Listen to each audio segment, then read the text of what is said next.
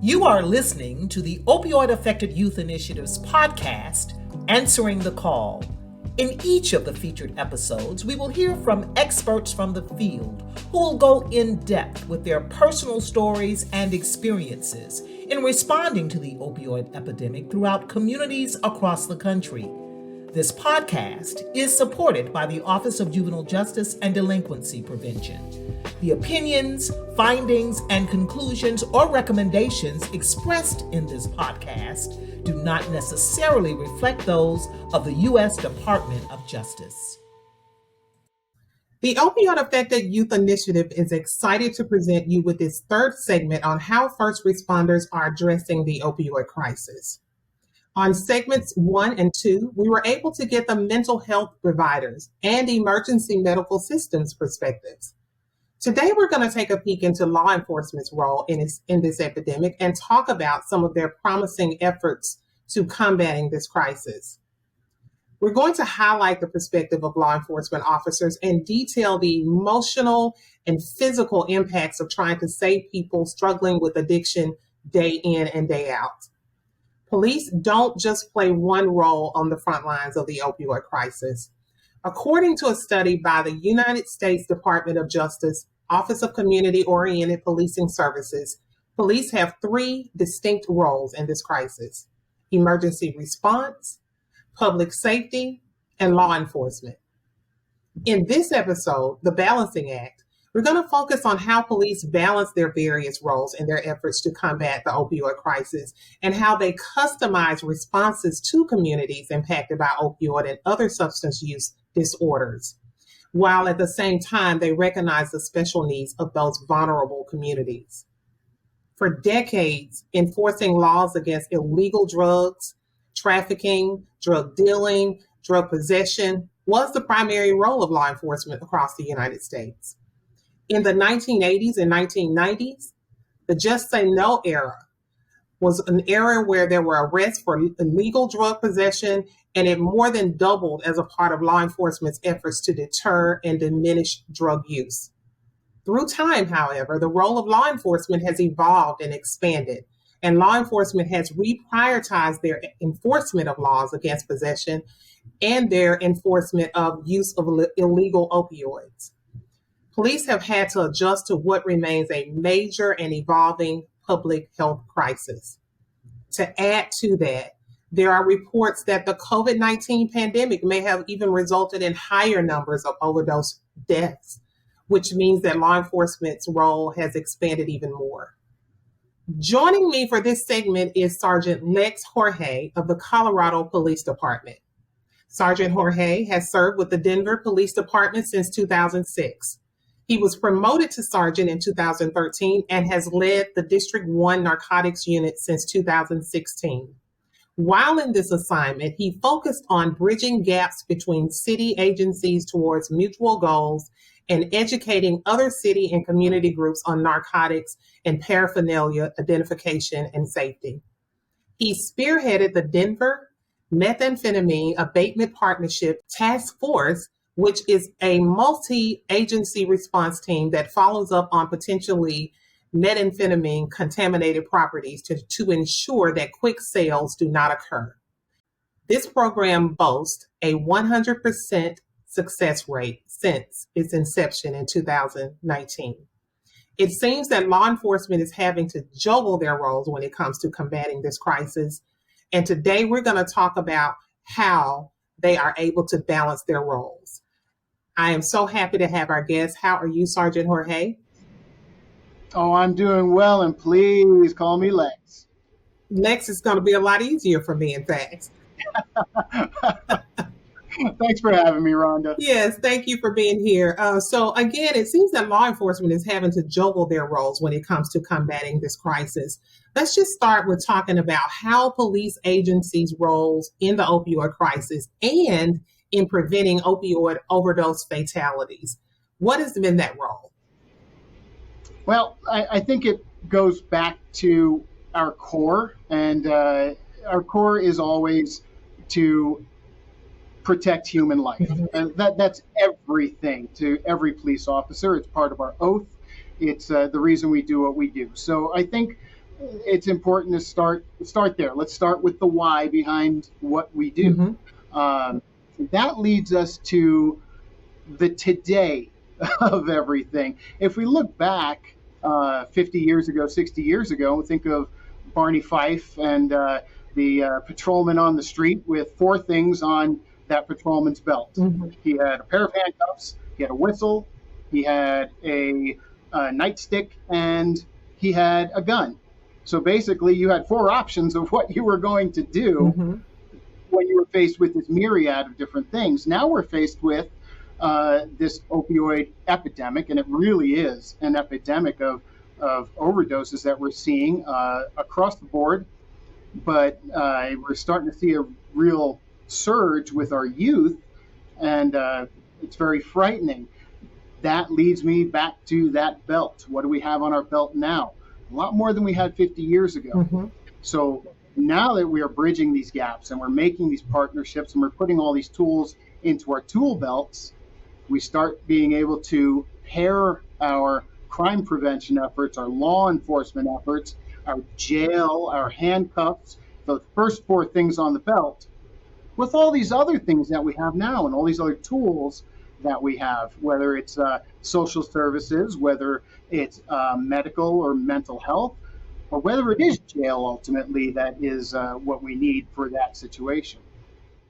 So you said that you know there is an uptick in the youth-related opioid incidents. Can you talk more about that? Are there any statistics to that particular point? Absolutely. And I was actually just reading today about some of the numbers that I was unaware of. We've had a 20% increase in, now these are fatalities, fatal overdoses amongst our youth if we're looking at 2010 to 2021. In 2010, we were looking at right around 350 or so overdose deaths amongst our young people, our adolescents and our teenagers. We're looking at hitting 1,100 this year. So we're talking about a huge increase, and it's much tougher when we're dealing with the youth because we look at a lot of accidental overdose where, yes, the individual knew they were using some sort of drug, but they did not have any idea of what they were using or what the potential was for that drug to do the harm that that it does, especially when we start talking about our opioids, particularly fentanyl, which has really flooded the market. We have had huge number of deaths across the board, as much as that. I think they're projecting 1146, and that's a projection that's given by the CDC and the what they're calling CDC Wonder, which is pretty amazing. The prevention of wide-ranging online data for epidemiologic research. I have to read that one.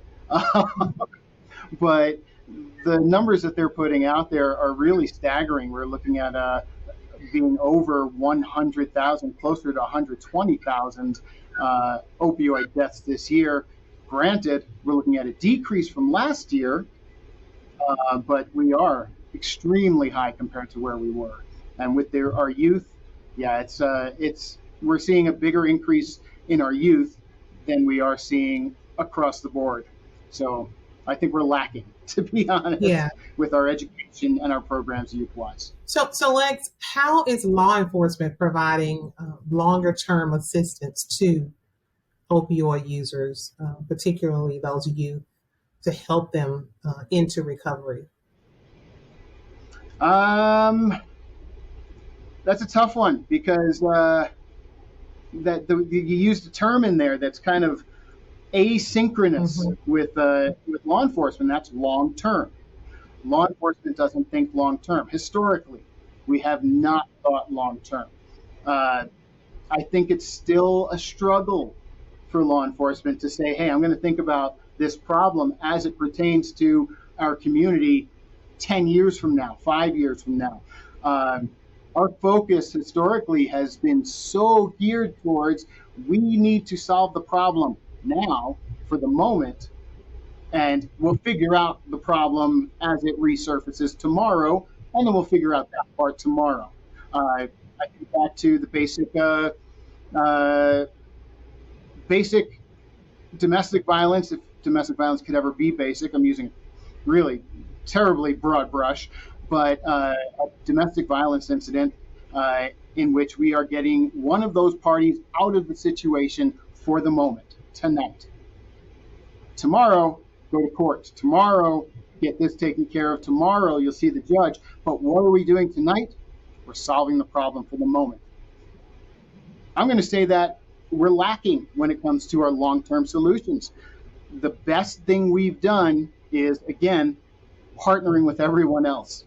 We started saying, who has the long-term solutions? Mm-hmm. Rather than saying, let me get our individuals who are suffering right now in crisis, rather than getting them to the long term, we've got vehicles, we've got the ability to move around. Let's get our resources to the individual that needs it.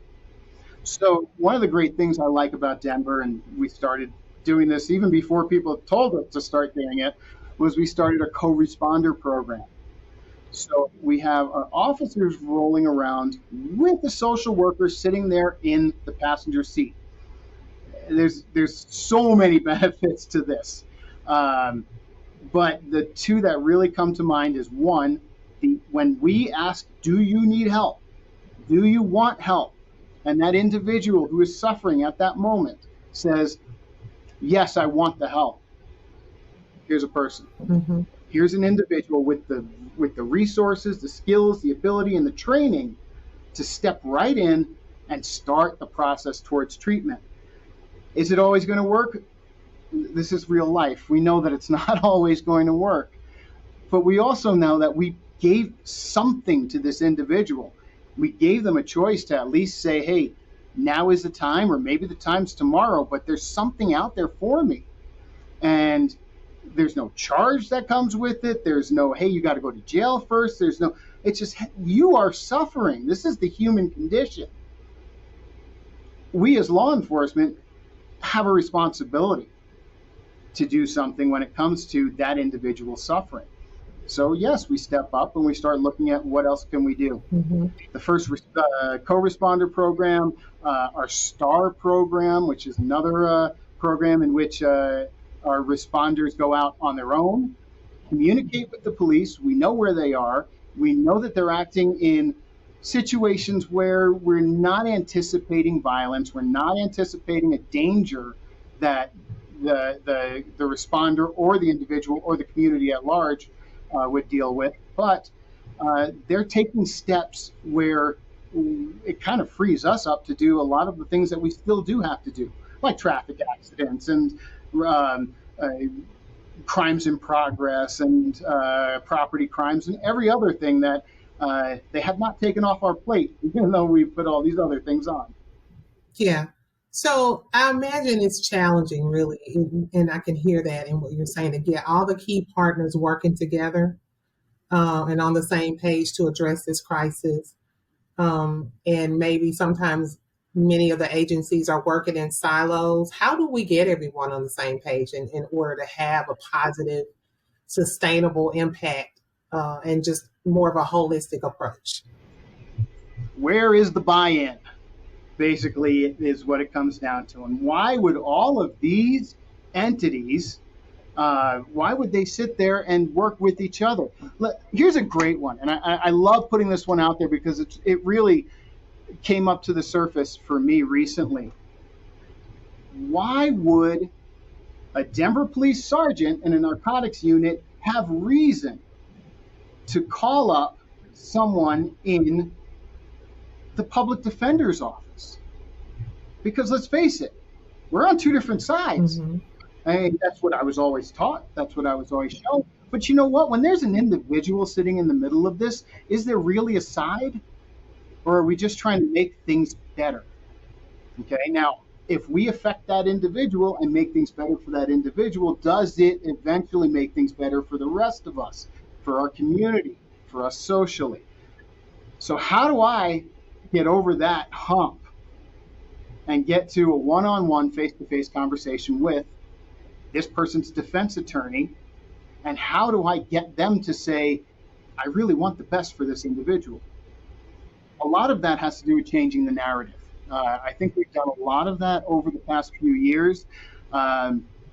We talk a lot in my organization and in law enforcement in general about what we call social equity. All right, what have we put in, and what do we expect to get out? Now, I don't think it's a secret that law enforcement has had a very up and down, touchy relationship with our community overall, particularly our what we consider our underserved communities, our communities, our communities of color, our vulnerable communities across the board. Understandably so. I don't see any difference in talking amongst agencies than there is talking with our communities. The first step is we have to talk, and that's a two-way street.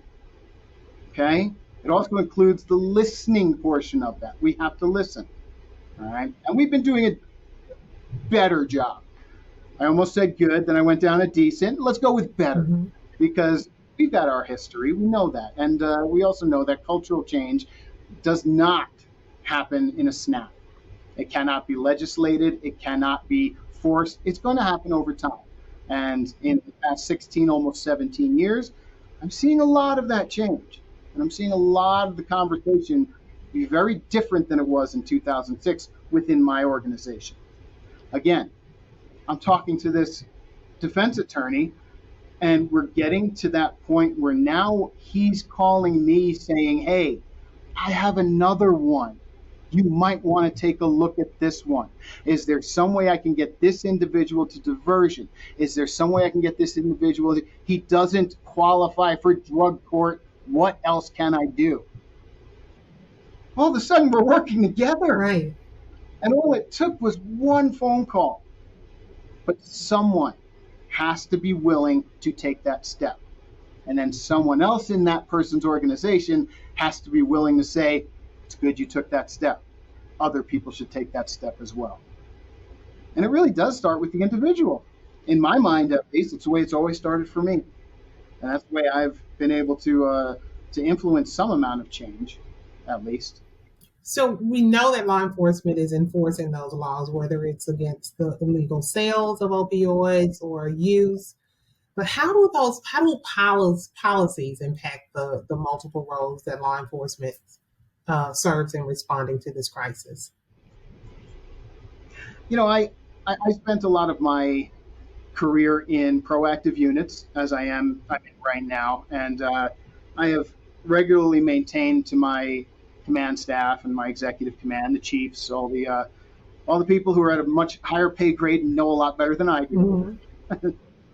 I've always impressed upon them that I am in a business that really doesn't have statistics that I can work with. I don't know how many crimes I've prevented. I can't count that. There's no metric to say I've prevented X number of crimes or Y number of crimes based on the operations we went and did last week. I know that there was a lot of crime there on the front end. I know that we went out there and did some work, and on the back end there was less. That's what I know for this 28-day period or whatever our metrics are focused on for that time. All of that being said, it becomes very, very difficult in law enforcement to say that something is working or not working until it's over, until we really can look back and look at those numbers. We are so number driven. When we had our legislature in Colorado say, you know what, pretty much across the board, with the exception of 2 or 3 drugs, everything is going to be under 4 grams, a misdemeanor. Now, this spun our heads as narcotics investigators. our heads. It's fun, without a doubt. We've always known one thing to be true: drugs are a felony offense, period. And it's still true in a lot of places in our country. I would guess most places, and even in Colorado, because once you're over 4 grams, once you're starting to talk about volume or the distribution of, it is still a felony. And in my position, I'll throw my opinion out there. If you're going to go out there and poison our community and try to kill people, Mm-hmm. I'll be waiting for you with handcuffs, and I'm okay with jail there all day long. Um, I'm not okay with arresting someone who's suffering from a disease. Mm-hmm. And I never have been. And it's really great to start to see our legislature, our communities, and our department, the individual narcotics investigators, start to come around and say, you know what? You don't treat pneumonia with Robitussin, because all you're doing is treating the symptom. That wasn't my quote. Somebody else said it. If I know who did, I would give it to you, but I don't know who said that one. The reality is, by throwing someone in jail, we are treating the symptom. We're treating the fact that, yes, the individual might have stolen a radio or broken into a garage to steal a bicycle so that they can get the money and then further their drug use disorder. Again, a disease. Why would we put them in jail for that? I've never seen anyone put in jail for cancer, even if the symptoms of cancer affected someone else. We're not putting people in jail for that. Why are we doing it with drug use disorder? So it really does start really does make us on the front line start looking at those things and start looking at not only, hey, this is the only route we can go, but we have all these other options, all these other tools to help this suffering individual. And that's what it really comes down to, is that individual. Now, recently, our legislature has rethought how they were going to set the charging guidelines with fentanyl. And they did increase those to where it is a little harsher with fentanyl. For me, in the law enforcement game, yes, absolutely, it gives me a little bit more that I can sink my teeth into. It's another tool. It doesn't mean I have to charge a felony.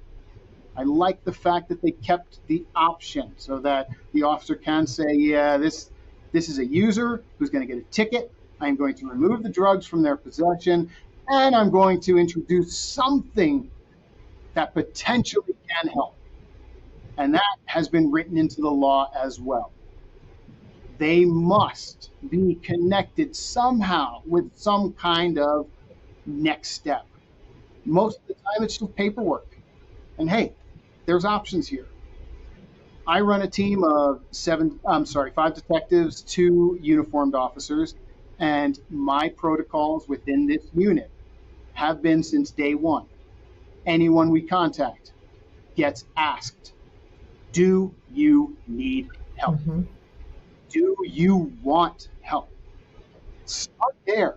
Start with that individual officer and that individual person in crisis.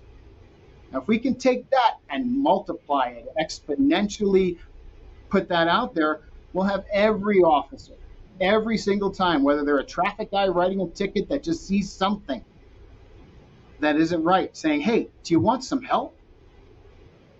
Now, that's why I joined the police department. I think that's why most people join the police department. Everyone at the very least said it in their hiring interview. I want to help people. Did you ask them if they wanted help? Because that's an important foundation to whether or not they're going to take that help. One of the priorities of the administrator with the Office of Juvenile Justice Delinquency Prevention, OJJDP, is that we treat our children as children and try and serve our children within their communities. What are some of the law enforcement-led diversion programs for youth impacted by opioid and substance use, and how effective have they been? We don't have them. That's the short answer, really, is we do not have these programs. There's a big part of me that feels that we shouldn't be the central point in any of these programs. we should be huge supporters of the programs that are out there. One of them that has recently come up and I've used quite a bit has been our outreach coordinator. We have in every district, we have 6 districts in the Denver Police Department, so basically substations. Um, every substation has an outreach case coordinator, an OCC. This person is an individual that's very focused on social work, very focused on city agencies and city services. What we do is when we have these individuals that are asking for help, they need help, we might not have our co-responder sitting right there with us that might not be available. The person might need something a little, let's go back to what you were asking about earlier, that long term, right? I'm going to call Danielle because, and this is what's great about it, she's in our building. She has a face-to-face relationship with me. I think she's emailed me 3 times while we've been on this discussion. And I regularly can take, hey, I've got this individual. I'll throw a one right out there. An individual who's 15 years old who was selling fentanyl and using fentanyl, and my team got into a foot chase with. When my officer, I'll give it to him, this officer is one of the best in shape. Oh my goodness, you are not winning a foot chase against this officer. Yeah. And he's 29 years old, just like me. And he's 29 years old. He's running after the dealer who's on a bicycle. And when he got caught up to the dealer on the bicycle, he looked at this individual and said, well, this is a kid. This is a child. So am I going to tackle him onto the concrete? And am I worried about the weapon and everything? No, he's a kid. He pushed him. Yeah, he pushed him down. Kid fell off his bike. And we got him in handcuffs and started talking to him. And we realized how in crisis this individual was. We realized that before he started speaking to us, he was screaming for someone named Havoc. Now, I don't know anyone named Havoc personally. I'm sure someone in the world is named Havoc. But to me, it sounded like a gang moniker, and it turned out to be a gang moniker. So now we're falling back into some of the old habits that we've always seen in law enforcement. Children coming into their formidable years, 14, 15, 16. This individual had been kicked out by his family. His family, in his words, never loved him. Heartbreaking. Just to hear it is heartbreaking. Whether it's true or not is heartbreaking that that's his perception. And he is sitting there struggling, grasping for something, anything to belong to. In this case, unfortunately, it's a bunch of people in a parking ramp that are using fentanyl, and the individual that he is looking up to is the dealer, and now he becomes a middleman. He also is using, from what he said, mostly methamphetamine, but he was using more than $40 in methamphetamine a day, which is quite a bit when you weigh 110 pounds and you're 15 years old. It's quite a bit for anyone, if you ask me. With all of that, we were able to take this individual, and yes, he had to go to jail initially. Yes, we had to try to get in touch with parents and into the social services system and make sure that our drug endangered youth protocols are taken care of. And we took care of all of that, but then the next step became, well, what happens next? We're going to put him into the system, or are we going to say, can we help him? Does he have a record? Yes. He has a couple stolen cars under his belt, and now he has this. We had the choice on this one. We took it down, and we made it a misdemeanor. We weren't about to slap him with a felony distribution charge for selling 2 pills when someone's pushing him to sell pills. And then we got him connected to our OCC. And with that outreach person, the first connection she was able to make was from him backwards to his family. And to say, hey, family, what do you need? Because something went wrong in the mix. Now he's on the street. You guys are suffering and struggling. So can we get mom fixed? Can we get your brothers fixed that are older and working? And then maybe we can trickle that down a little bit and try to get you linked in as well. So there is a mindset, right? You're telling me that there is this mindset of this holistic approach, this wraparound approach that law enforcement is taking when it comes to youth and families that are impacted by substance use of any kind. Absolutely. And we need to. We need to do so not only with our opioid affected youth, but with our communities in general. For too long, we've been seen as an outsider to our communities, as opposed to what we believe of ourselves. We believe that we're protectors of our communities. We go out there and feel that we're wrapping our arms around our communities every day. And then we find out very quickly as we go further in our careers that, oh, wait a second, they don't want me there. Which, of course, is not the case in so many instances, but perception becomes huge. Absolutely. Now, so with that said, let's talk prevention. With the relationships that need some mending in some places or what have you. How can we serve our youth within our communities and keep them out of the justice system and hopefully away from substance use of any kind? I had an academy corporal, old gentleman. I'm okay saying old. I'm not being judgmental. He was really old. He once said, and I believe this, and I think this is really applicable here. He once said, the worst thing that happened to police work and community policing in general was air conditioning being put into police cars. Oh, okay. And there's logic to it. When the officers sat in a police car, in a partner car, doing their paperwork with their windows open on a hot day, they could hear what's going on. They could see what was going on. People could come up and talk to them. And let's face it, I am more apt to go and speak to someone whose window is open than whose window is closed. It sends a different message. Yeah, I get it. Absolutely. And that when that went away, a lot of different things went away. I can say the same thing about the computer in the police car. The second the head was no longer out here looking around and the head all of a sudden went down here, not only is it an officer safety issue, but yes, it separates us from our communities. So I think the biggest things that we need to do really are inspired by those things and some of the things that we've gotten away from. How about putting an officer on the beat? Mm-hmm.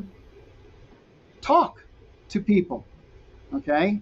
We've had a lot happen over the past couple of years with our high school resource officers. And I know here in Denver, our Denver Public Schools board voted to not have school resource officers in our schools this past year. That hurt. I think that hurt us overall. I think there's a need for officers in the schools. I think there's a need for that one-on-one communication. It's not about putting kids in handcuffs. Heck, we have policies against putting kids in handcuffs. The last thing we want to do is have these kids in the system. I mean, that is really, that's okay. We've gotten to a point where it has to happen. That's different. At this stage of the game, we need to talk to each other and we need to be face to face. I think the pandemic made it even worse with the fact that we have to interface. Granted, we touch a lot of people this way. I'm happy about that. But we've lost something on the face-to-face end. And I think that getting over a lot of these speed bumps and getting us to our youth and our youth understanding what we're saying and seeing what's going on out there and understanding our point, I mean, that's got to be a face-to-face conversation. As we're kind of wrapping up here, Lex, I wanted to just kind of ask this. If If in fact the main three goals of law enforcement are emergency response, public safety, and the law enforcement duties, are there times when serving one of these roles actually conflicts with the others? And how do you reconcile the conflicts and just reduce the chances of there being conflicts in order to improve the response to this crisis? No, I understand what you're asking, and I got to agree with you. There's a huge amount of conflict, if we call it conflict. I'll be straight with you, Rhonda. I have chosen to kind of redefine that. I don't see this having those multiple roles. I don't see that as conflict. I see it as a really an expansion of what we do. Again, I'll go back to where we started. Let's go back to the core of what a police officer is supposed to be. The oath that me and every other law enforcement officer in this country, the basis of the oath that they took: protect human life. Now, if you tell me I'm a law enforcement officer and I need to protect human life, then you've given me one avenue by which to do so. Now, if you tell me, however, as you have, and as you eloquently put it, that our goals are emergency response, public safety, and law enforcement, now I've got those three things. I can start picking and choosing and saying, I'm in a law enforcement situation right now. This is a safety issue. I need tactical elements, and we're moving forward with something that is traditionally law enforcement. Or this right here is a social situation that needs to get handled very differently than a tactical situation.